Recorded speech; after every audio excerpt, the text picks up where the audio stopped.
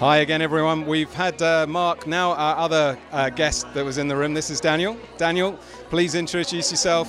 Tell everyone what you do. So yeah, my name's Dan Lee. I'm a lifestyle financial planner, helping people plan and save for the future.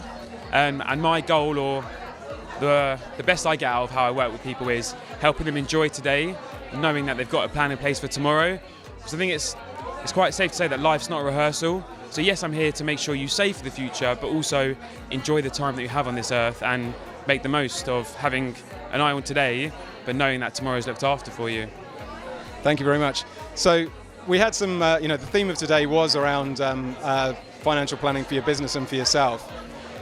So when some of the challenges come up, I think I know what the answer to this is, but was there anything that surprised you, or is it all stuff you expected or have seen before? Well, I think what surprises me is the lack of education, or what people don't really know, because you're so caught up in running your business and trying to be the best at what you do, but you're not necessarily taught at the start of your business or individual journey other things to consider. You're so caught up in scaling up a product, marketing, selling, but you don't necessarily know what goes on behind. So, I think the main thing was the individual whose accountant didn't tell him about insurance through the business or through a pension. It's like, that's the first thing they should be saying to save tax, but not everyone is obviously educated or thinking the same way that we do. So you start to get an inkling into one of the things we discussed and how there was a huge amount of value generated for that individual. There were some interesting discussions around the side though. We went off on, although the theme was around accountancy and financial planning, all challenges are open. What was the one thing that came up for you that you're going to take away from today's discussion? I think the main takeaway for me is understanding that everyone comes from different backgrounds, and so when you do meet new people, to first of all understand them and be interested, not be interesting, and take away what their goals are and where their background is and what they're trying to achieve, and then work backwards and let them know, think about this and that.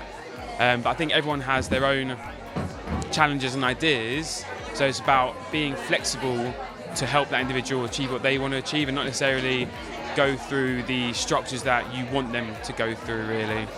Great, thanks very much, Dan. And we came out of the room about 25 minutes ago, half an hour ago. We're now in the room. Now we've gone from an all-male environment to a mixed environment, predominantly women. Have you been managing to network, and how's the room different to being in a room full of men?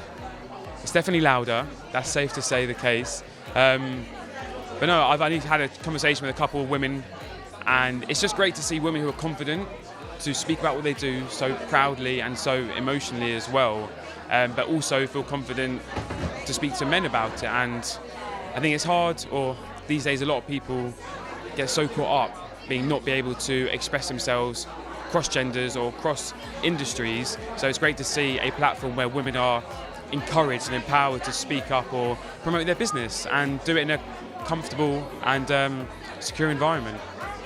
Great, thanks very much, and hopefully you're going to stick around and see what goes on in the Global Women's Session. But thanks ever so much for coming along and supporting us, Dan. Cheers.